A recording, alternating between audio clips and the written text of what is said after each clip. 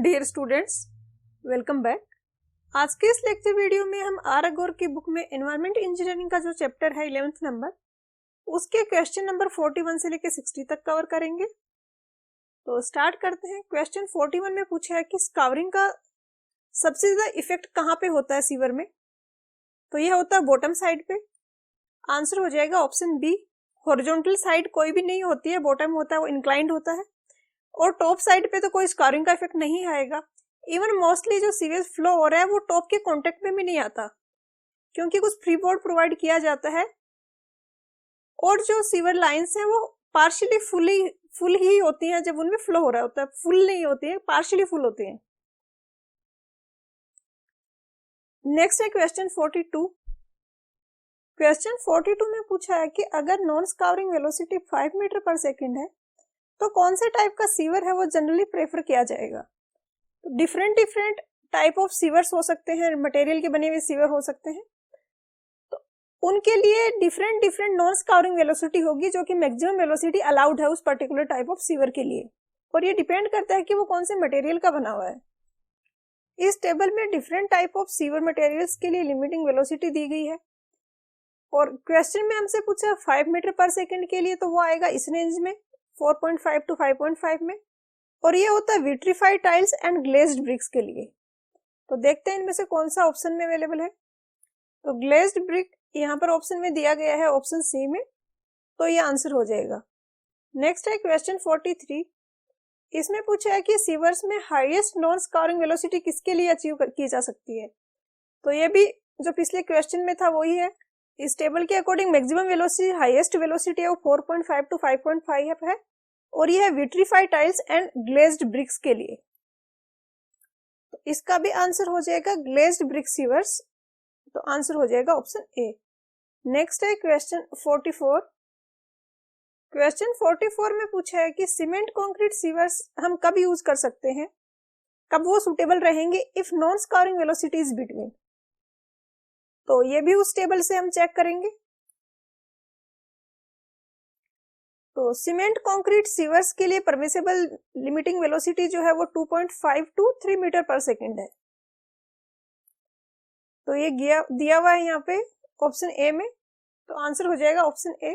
और जो टेबल में शो कर रही हूँ वो पूरी आपको याद नहीं रखनी है, जिन पे बेस्ट क्वेश्चंस यहाँ पर बुक में मिलेंगे उतना याद रखना सफिशिएंट रहेगा। नेक्स्ट है क्वेश्चन 45। क्वेश्चन 45 में पूछा है कि ड्रॉप मैन होल्स हैं वो जनरली कहाँ पर प्रोवाइड किए जाते हैं।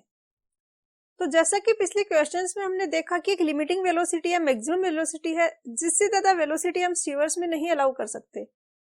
और आपको ये भी पता है कि जैसे जैसे स्लोप का स्टीप करेंगे, जैसे ये स्लोप है पहले सीवर का, उसके बाद स्लोप बढ़ा के स्टीप कर दिया गया, फिर और स्टीप कर दिया गया, जैसे जैसे स्टीप करेंगे वैसे वैसे वेलोसिटी बढ़ेगी, और वेलोसिटी है वो मैक्सिमम वेलोसिटी से ज्यादा नहीं होनी चाहिए।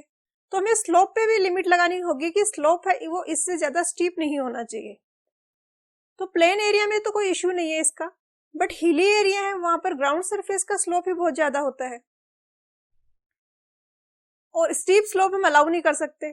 तो यहाँ पर एग्जैक्टली वैसी सिचुएशन बन रही है जो कैनाल फॉल के लिए बनती है। आपने अगर इरिगेशन के वीडियोस देखे हो तो वहां पर मैंने एक्सप्लेन किया है कि अगर बहुत ज्यादा स्टीप स्लोप है और हम उतना स्लोप अलाउ नहीं कर सकते, तो हम जो रिक्वायर्ड स्लोप है उसके अकॉर्डिंग स्लोप देते हैं, फिर एक फॉल दे देते हैं, उसके बाद कंटिन्यूटी में सेम स्लोप आगे रहता है। इससे ये अर्थवर्क वगैरह जो है वो काफी रिड्यूस हो जाता है। तो वही सेम सिचुएशन यहाँ पर बन रही है। तो यहाँ पे भी ड्रॉप मैन होल्स प्रोवाइड कर दिए जाते हैं। जैसे कि यहाँ पर दो सीवर लाइन है, एक है वो यहाँ पर इस लेवल पे है, दूसरी सीवर लाइन है वो इससे काफी नीचे है, तो इसको बोलते हैं ड्रॉप मैन होल। ये यहाँ पे इस तरीके से सीवेज नीचे आएगा और फिर इस सेकंड वाले सीवर लाइन में फ्लो होगा। तो हिली एरियाज में स्लोप ज्यादा होता है, तो वहां पर ड्रॉप मैन होल्स की रिक्वायरमेंट रहती है। तो इसका आंसर हो जाएगा, तो इसका आंसर हो जाएगा ऑप्शन सी, हिली टाउनशिप्स। नेक्स्ट है क्वेश्चन 46। क्वेश्चन 46 में सेल्फ क्लींजिंग वेलोसिटी के रिगार्डिंग कुछ स्टेटमेंट दिए हैं। इनको पढ़ने से पहले आपको सिल्टिंग और स्काउरिंग का मतलब पता होना चाहिए। अगर सीवर लाइन में फ्लो हो रहा है, और अगर वेलोसिटी बहुत कम है तो जो सस्पेंडेड पार्टिकल्स हैं सीवेज के वो बॉटम पे जमने लग जाएंगे और उसको बोलते हैं सिल्टिंग। अगर वेलोसिटी बहुत ज्यादा है तो उस केस में जो पार्टिकल्स हैं उनके अब्रेसिव एक्शन के कारण जो सीवर जिस मटेरियल का बना हुआ है वहां पे स्कावरिंग होने लग जाएगी। तो क्वेश्चन में पूछा है सेल्फ क्लींजिंग वेलोसिटी की केस में क्या होगा। तो सेल्फ क्लींजिंग वेलोसिटी वो मिनिमम वेलोसिटी है जिसपे कि सिल्टिंग ना हो। तो यहाँ पर आंसर हो जाएगा option D, neither silting nor scouring occurs at bottom.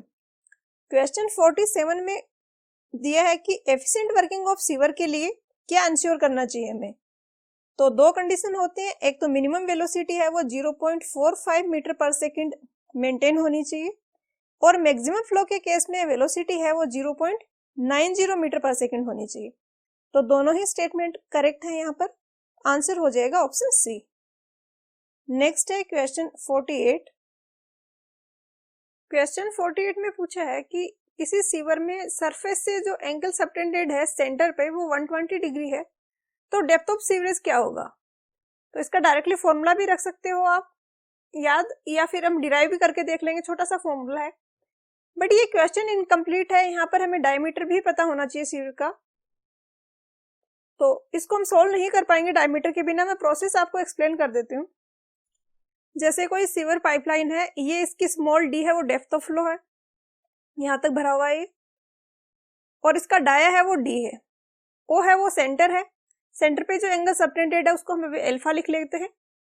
Alpha की टर्म में हम डिराइव कर लेंगे फॉर्मूला।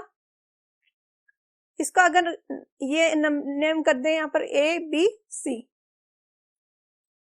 ये एंगल अल्फा है, ये d/2 होगा, और ये ओ सी भी d/2 होगा।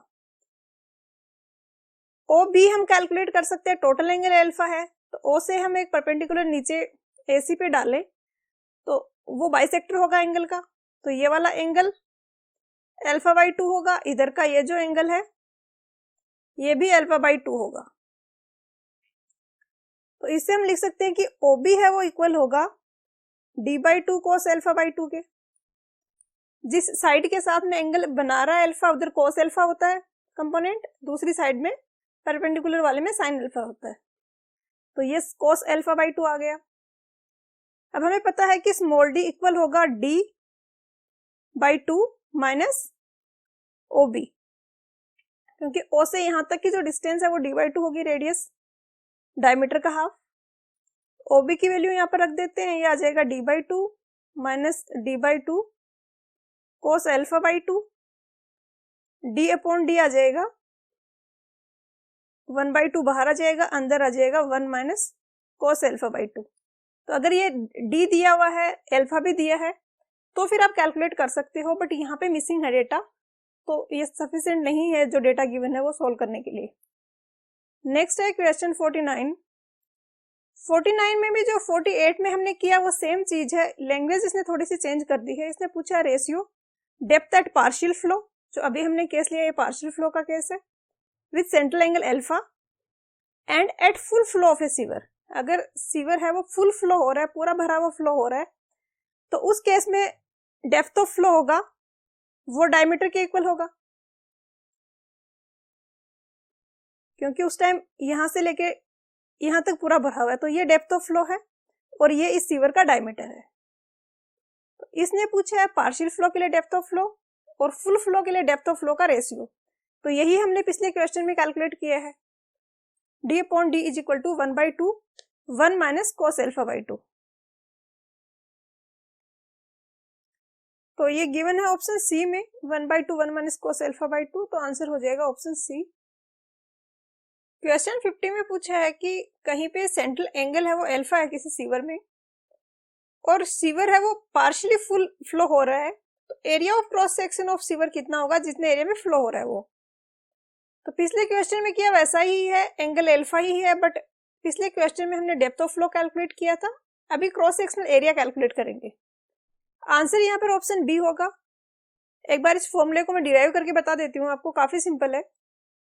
ये कोई सीवर है जो पार्शियली फुल फ्लो हो रहा है, तो अभी सीवेज जो फ्लो हो रहा है वो सिर्फ जो मैंने यहाँ पे डैश डैश करके शो किया हुआ है इतने क्रॉस सेक्शनल एरिया में से ही हो रहा है और हमें ये कैलकुलेट करना है। अब इसका डायरेक्टली तो कोई फॉर्मूला है नहीं कैलकुलेट करने का, बट सेंट्रल एंगल हमें अल्फा दिया है तो हम ये पूरा एरिया तो कैलकुलेट कर सकते हैं कि अगर सेंट्रल पे एंगल बन रहा है वो 360 डिग्री होता तो एरिया होता पाई बाई 4 डी स्क्वायर। अगर एंगल अल्फा है तो इसके लिए हम लिख सकते हैं, जैसे 360 डिग्री है तो पाई बाई 4 डी स्क्वायर है, 1 डिग्री के लिए होता pi by 4 D square into 360। इसी तरीके से अल्फा के लिए अल्फा से मल्टीप्लाई कर देंगे तो ये आ जाएगा pi by 4 D square divided by 360 into alpha. ये पूरा एरिया हमने कैलकुलेट कर लिया, बट इसमें एक ट्राइंगल जो बन रहा है वो खाली स्पेस है, उसमें सीवेज नहीं है। तो जो एरिया हमने कैलकुलेट किया उसमें से ये ट्राइंगल ऐसा एरिया है जिसमें कि कोई सीवेज फ्लो नहीं हो रहा है, तो इसको हमें रिड्यूस करना पड़ेगा जो एरिया हमने कैलकुलेट किया उसमें से। अब इसको फाइंड आउट करने के लिए हम इसको दो ट्राइंगल्स में डिवाइड कर देते हैं। ये दोनों ट्राइंगल है, ये सिमेट्रिक होंगे क्योंकि ये भी डी/2 है, ये भी डी/2 है। ये एंगल अल्फा बाई 2 होगा, इधर का एंगल भी अल्फा बाई 2 होगा क्योंकि टोटल एंगल है वो अल्फा है, और ओसी है ये बाइसेक्टर है, और एक साइड ओसी है वो कॉमन है।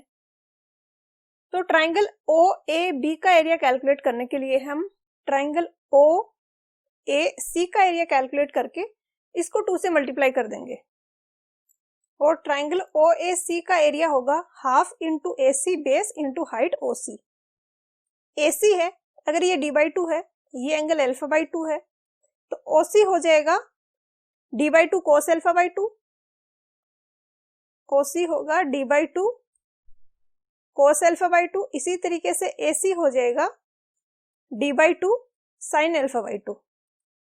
ये वैल्यू हम यहाँ पे रख देंगे तो ये आ जाएगा डी/2 कोस अल्फा बाई 2 डी/2 sine alpha by 2। Total area जो रिड्यूस करना है वो इसका ट्वाइस होगा क्योंकि अभी हमने एक ही ट्राइंगल का एरिया लिया है इसका। इसको 2 से मल्टीप्लाई कर देंगे और इस एरिया में से घटा देंगे तो ये कुछ ऐसा एक्सप्रेशन आएगा।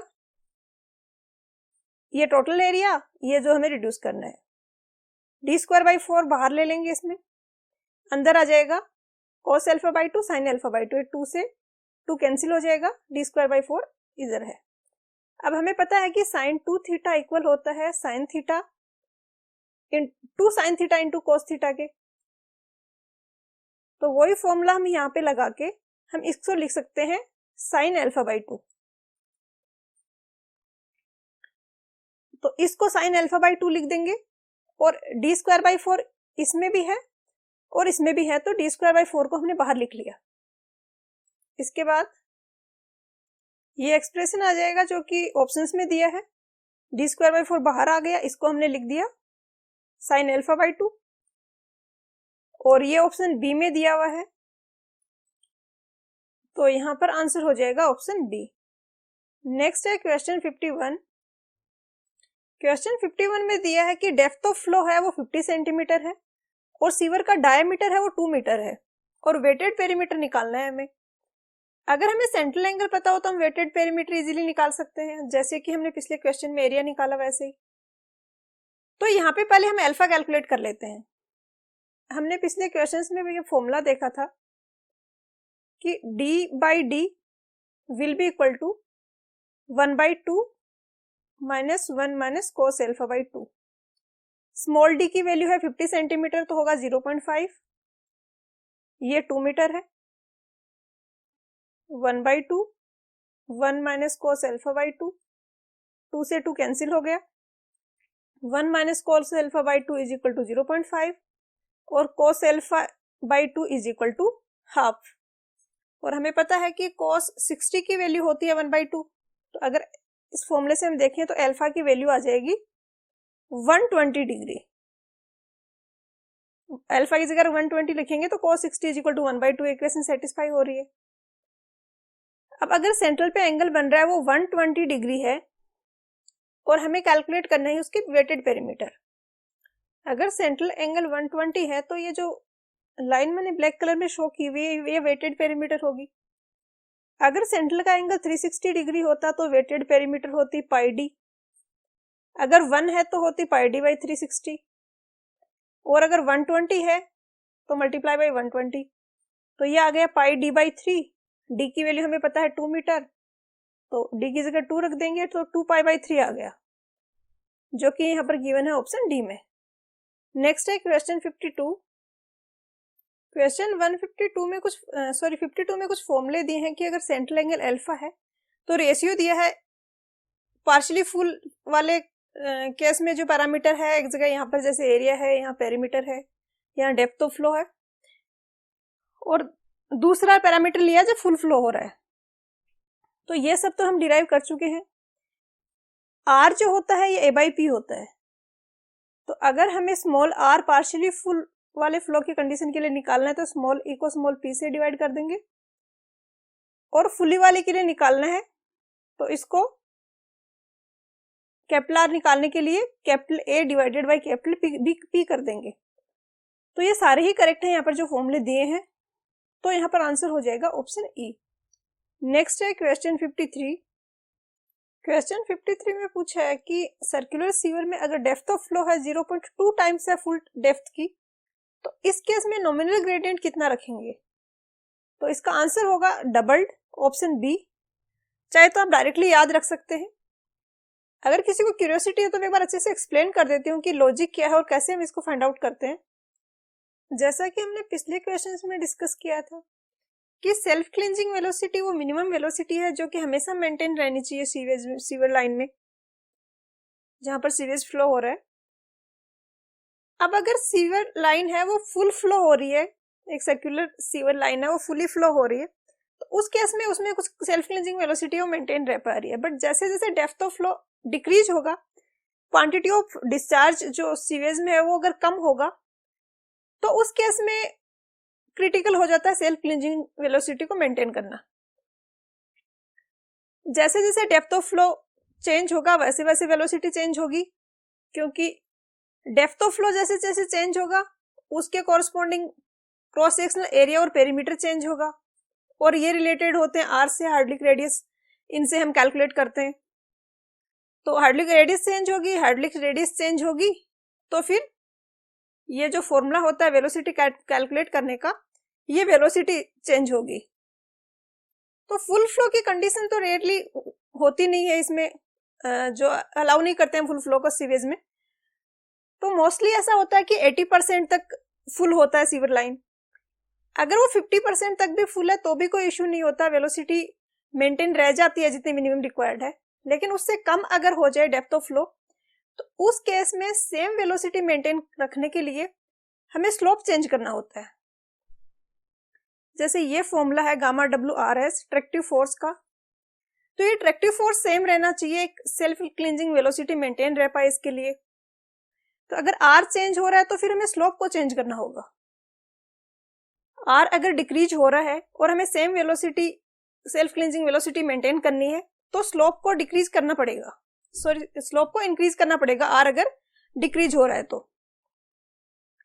अब 0.5 है ये डेप्थ अपॉन डेप्थ का रेशियो, और ये वाला जो कॉलम मैंने यहाँ पर हाईलाइट किया हुआ है ये शो कर रहा है दोनों वेलोसिटीज का रेशियो। तो अगर 0.8 टाइम्स है depth of flow full depth का, तो वेलोसिटी जो होगी उसमें वो 1.140 टाइम्स होगी उस वेलोसिटी की जो फुल डेप्थ पे फ्लो होने पे थी। अगर 0.5 है तो उस केस में भी ये 1 रहती है, मतलब हाफ फुल हो रहा है तो भी जो वेलोसिटी है वो उतनी ही मेंटेन रह पा रही है जितनी की फुल फ्लो के लिए थी। बट इसके बाद जैसे जैसे डेप्थ ऑफ फ्लो डिक्रीज होता है ये वेलोसिटी डिक्रीज होने लग जाती है, और इसको कंपनसेट करने के लिए हमें स्लोप इंक्रीज करना पड़ता है ताकि मिनिमम जो सेल्फ क्लींजिंग वेलोसिटी है वो मेंटेन रहे। तो हम एक रिलेशन फाइंड आउट करते हैं ग्राफ की फॉर्म में S और R के बीच में, कि R चेंज होने के साथ साथ, या और भी सिंप्लीफाई फॉर्म में देखें तो d/d चेंज होने के साथ साथ कैसे स्लोप चेंज करना पड़ेगा सेम वेलोसिटी मेंटेन करने के लिए। तो ये वो ग्राफ है, यहाँ पर S/S है स्लोप का रेशियो फुल फ्लो के लिए, और अगर कम है depth of flow partially full flow का केस है तो ये डेप्थ ऑफ फ्लो का रेशियो है d/d। हमें क्वेश्चन में पूछा है 0.2 के लिए, तो ये 0.2 यहाँ पर है, तो ये स्लोप वाला जो है इसको हम देखेंगे जब d बाई डी है वो 0.2 है, तो ये यहाँ पे कट कर रहा है। s बाई एस वाला ग्राफ देखना है हमें, ये वाला ग्राफ है, ये है s बाई एस का, तो इस ग्राफ को ये यहाँ पर कट कर रहा है और यहाँ पर आ रहा है 2। मतलब अगर डेप्थ ऑफ फ्लो 0.2 टाइम्स हो गई है फुल डेप्थ ऑफ फ्लो की, तो स्लोप जो फुल डेप्थ ऑफ फ्लो के लिए था उसको 2 टाइम्स करना पड़ेगा same self cleansing velocity maintain करने के लिए। तो आंसर हो गया ऑप्शन बी। 0.1 टाइम्स अगर हो गया तो उस केस में ट्रिपल्ड होगा, ट्रिपल्ड। नेक्स्ट है क्वेश्चन 54। क्वेश्चन 54 है तो काफी आसान। इसने डायमीटर पूछा है, डिस्चार्ज दे दिया है, एन की वैल्यू भी दे दी है, रफनेस कोफिशिएंट, स्लोप भी दे दिया है, बट आंसर्स मैच नहीं कर रहे हैं। जो भी इसने ऑप्शंस दिए हैं वो कोई सा भी नहीं आ रहा है। डिस्चार्ज होगा वेलोसिटी इनटू एरिया, वेलोसिटी होता है 1/n r raise to power 2/3 s raise to power 1/2 into area. अब फुल जो C1 में है depth of flow running half full है, तो हाफ भरा हुआ है सीवर, हाफ खाली है, तो इसके लिए r हम कैलकुलेट करेंगे। ये हो जाएगा टोटल एरिया का हाफ, क्रॉस सेक्शनल एरिया हो जाएगा, और पेरीमीटर भी टोटल पेरीमीटर का हाफ हो जाएगा। इससे जब हम कैलकुलेट करेंगे तो d/4 आ जाएगा हार्डलिक रेडियस, एरिया आ जाएगा 1/2 of half of 5/4 d square जो फुल के लिए एरिया होता है। यहाँ पे हम सारी वैल्यूज पुट कर देंगे। 628 दिया है लीटर पर सेकंड में, तो इसको हम कर लेंगे कन्वर्ट मीटर क्यूब पर सेकंड में 1000 से डिवाइड करके, तो यह आ जाएगा 0.628 is equal to 1/0.01 into d/4, sorry ये d/4 होगा यहाँ पर, d/4 raise to power 2/3 into half into π/4 d square. यहाँ पर सारी वैल्यू दी गई है। s की रेज टू पावर 1/2 है, तो s की वैल्यू यहाँ से ये रख देंगे 0.001 का रूट, और इसको सोल्व करके जब d कैलकुलेट करेंगे तो d की वैल्यू आएगी 1.095, और ऐसा इसने किसी भी ऑप्शन में नहीं दिया, तो कोई ऑप्शन करेक्ट नहीं है जो दिए हैं इनमें से। मे बी इसने वैल्यूज देने में कुछ मिस्टेक की हो कहीं पर, इसलिए आंसर मैच नहीं कर रहा है। प्रोसीजर ये है। क्वेश्चन 55 में पूछा है कि एक सर्कुलर सेक्शन है उसको हम क्यों प्रेफर करते हैं, तो यहाँ पर दिए गए सारे ही ऑप्शन करेक्ट हैं। आंसर होगा ऑप्शन डी। कंस्ट्रक्शन करना इसका काफी इजी है और चीप रहता है। अगर हम एग सेक्शन या हॉर्सशू सेक्शन से कंपेयर कर रहे हैं तो काफी सिंपल सा क्रॉस सेक्शन है इसका, और इसलिए कंस्ट्रक्शन इजी रहता है, चीप रहता है। गिवन पेरीमीटर के लिए जो एरिया है अवेलेबल डिस्चार्ज के लिए वो मैक्सिमम है, और हार्डलिक मीन डेप्थ होता है a/p। अगर पेरीमीटर सेम है और एरिया मैक्सिमम है तो हार्डलिक डेप्थ है वो मैक्सिमम होगा, और हार्डलिक डेप्थ मैक्सिमम है तो वेलोसिटी मैक्सिमम होगी। तो ये हार्डलिकली एफिशिएंट सेक्शन भी है, तो मैक्सिमम हार्डलिक मीन डेप्थ भी होगी, तो सारे ही स्टेटमेंट करेक्ट है। नेक्स्ट है क्वेश्चन 56। 56 का ए तो पिछले क्वेश्चन में डिस्कस किया वही है। बी में दिया है कि सेपरेट सीवेज सिस्टम के लिए हम इसको प्रोवाइड करते हैं। तो सर्कुलर सेक्शन अगर 50% टू 80% तक फुल है तो काफी अच्छी हार्डलिकली एफिशिएंट होगा, अच्छी उसकी हार्डलिक प्रॉपर्टीज होंगी, डेप्थ ऑफ फ्लो के कोरस्पॉन्डिंग जो वेलोसिटी है मिनिमम वो भी मेंटेन रहेगी। तो सेपरेट सीवेज सिस्टम के लिए हम इसको यूज करते हैं, कंबाइंड सिस्टम के लिए नहीं यूज करते हैं, क्योंकि कंबाइंड सिस्टम में जो मानसून के अलावा बाकी सीजन में सीवेज फ्लो होता है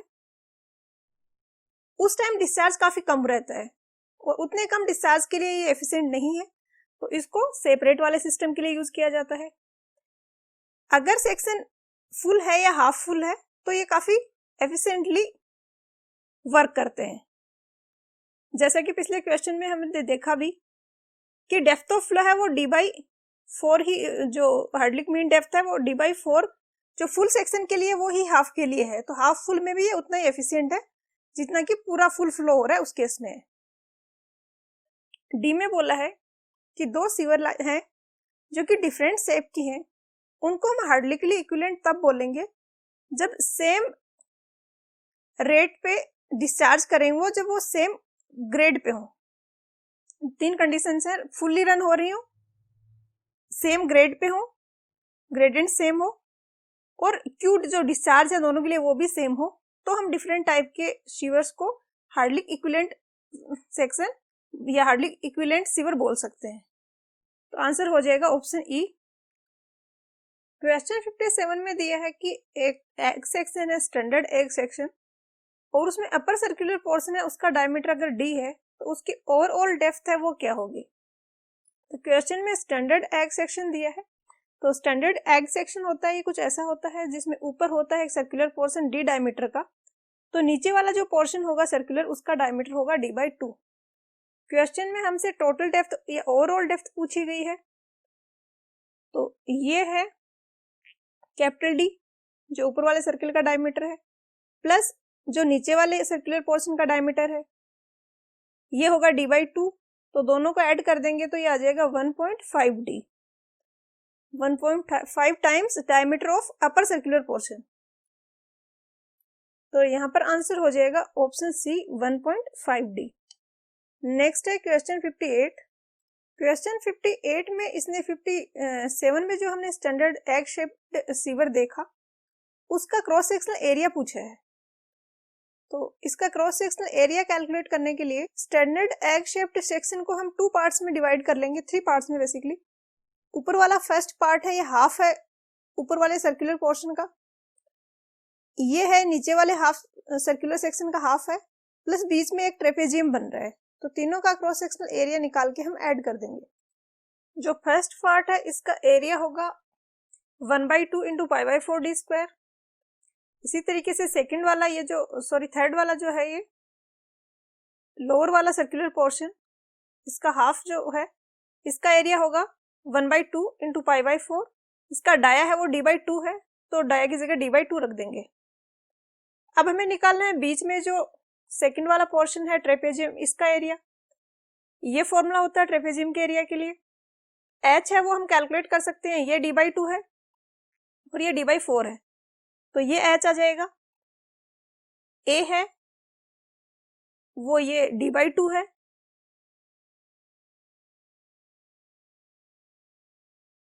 टोटल डाया है a, तो वो a है d/2 नहीं d है, और जो नीचे वाला है ये b है, ये d/2 है। ये तो है पर जो ऊपर वाला सर्किल है उसका डायमीटर जो कैपिटल डी है, नीचे वाले सर्किल का डायमीटर d/2 है, तो इससे ट्रेपेजियम का एरिया निकालेंगे तो ये 3d/2 आ जाएगा इंटू 1/2, ये plus b into 1/2 into h की जगह ये रख देंगे, ये आ जाएगा 3d/4। अब सबको ऐड कर देना है, तो ये है π/8d², ये π/32d² और ये है 9d²/16। 32 यहाँ पे कॉमन ले लेंगे, d² बाहर ले लेंगे, ये एलसीएम ले लेंगे 32, तो ये यहाँ पर आएगा 5π 4π प्लस पाई प्लस इसको करेंगे 2 से मल्टीप्लाई तो 18, तो ये d² तो बाहर है, अंदर आ जाएगा 5π प्लस 18 अपॉन 32 इंटू d²। इस तरीके से आप इसको कैलकुलेट कर सकते हो। तो जो कैलकुलेट किया एक्सप्रेशन ये आ रहा है ऑप्शन ए में, तो आंसर यहाँ पर हो जाएगा ऑप्शन ए। नेक्स्ट है क्वेश्चन 59। क्वेश्चन 59 में दिया है कि एक new egg shaped sewer section है, इसके अपर सर्कुलर पोर्शन का डायमीटर d है, तो ओवरऑल डेप्थ कितनी होगी। तो ये 1.625 होता है, वैसे तो आपको याद ही रखना है, बट इस पर्टिकुलर क्वेश्चन में अगर आपको नहीं भी याद है और आपको पता है new egg shaped sewer section क्या होता है तो भी आप कर सकते हो। जो standard egg shaped sewer section देखा था हमने पिछले क्वेश्चंस में, वो ऐसा था जिसमें ऊपर एक सर्कुलर सेक्शन है, नीचे एक सर्कुलर सेक्शन है और दोनों से कनेक्ट अटैच हो रहे हैं दोनों। न्यू एग शेप्ड जो सेक्शन होता है इसमें दोनों सर्कुलर पोर्शन के बीच में कुछ खाली स्पेस होता है, जैसे ये सर्कुलर सेक्शन है, ये सर्कुलर सेक्शन है, बट ये अटैच नहीं है एक दूसरे से, स्पेस है बीच में।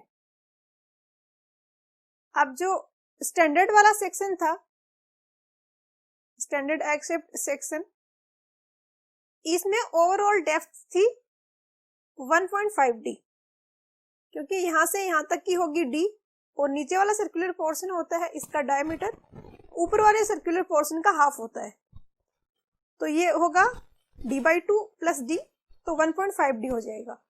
न्यू एग शेप्ड वाले में बीच में खाली स्पेस है, तो 1.5d से तो ज्यादा ही होगा, उसकी जो ओवरऑल डेप्थ होगी वो 1.5d से ज्यादा होगी, क्योंकि यहाँ पर ये बीच वाली इतनी डिस्टेंस है, ये एक्स्ट्रा आ रही है। और ऑप्शंस में जो दिए गए हैं वैल्यूज, उनमें एक ही ऐसी है जो 1.5d से ज्यादा है, तो ये एक 1.625d है, बाकी इससे कम है, तो यहाँ पर आंसर हो जाएगा ऑप्शन डी। तो इस तरीके से भी आप इस क्वेश्चन को कर सकते हो। नेक्स्ट है क्वेश्चन 60। क्वेश्चन 60 में पूछा है कि अगर डी है वो डायमीटर ऑफ सर्कुलर सीवर है, डी डेस है वो horizontal diameter of N equivalent egg shaped section है, तो क्या रिलेशनशिप होगा उनमें? दोनों है वो इक्विवेलेंट हाइड्रोलिक सेक्शन हो, इसके लिए क्या रिलेशनशिप होगा? तो ये भी आपको याद ही रखना पड़ेगा, ये होता है डी डेस इज इक्वल टू 0.84d, जो कि दिया गया है ऑप्शन सी में। तो इसका आंसर हो गया ऑप्शन सी। आज के लेक्चर वीडियो में इतना ही, मिलते हैं नेक्स्ट वीडियो में। पढ़ाई करते रहिए, ऑल द वेरी बेस्ट।